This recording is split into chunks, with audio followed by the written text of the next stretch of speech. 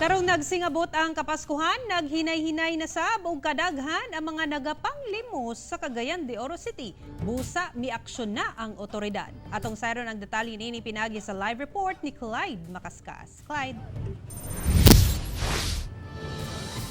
Sara, gipangyusgan karon sa City Social Welfare and Development diri sa Cagayan de Oro City ang ilang kampanyang magbigay sa tamang paraan at huwag sa daan.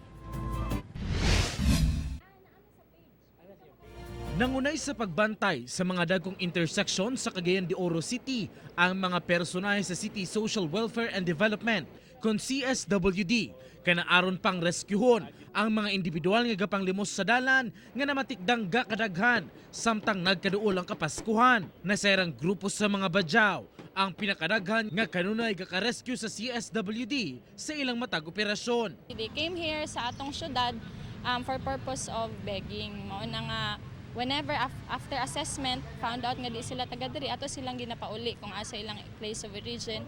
Most of them came from Iligan City, naapoy from Tawi-Tawi and Zamboanga. Subli nilang gipanghingusgan ang kampanyang magbigay sa tamang paraan, huwag sa daan. Kana aron na sab malikay sa disgrasya ang mga gapang palimos sa kadalanan nga sagad mga minor de edad ug ang uban doon na pay bit-bit nga mga gagmayng bata. Manghangyo mi dili lang ta mohatag because it's way of encouraging them nga magpabilin sa dalan.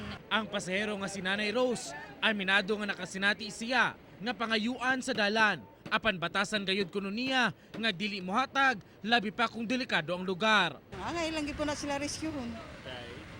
Para nga mawala po sila sa palibot. Delikado po sa ila. Wala man kunay daotan sa paghatag apan sumala sa CSWD. Abri ang ilang buhatan nga muhatag o mudawat sa mga hinabang sa buot motabang alang nasab ngadto sa mga gapalimos aron dili na sila pa mubalik ngadto sa kadalanan ug magdalag risgo sa ilang kinabuhi. Sara. Okay, dagang salamat, Clyde Makaskas.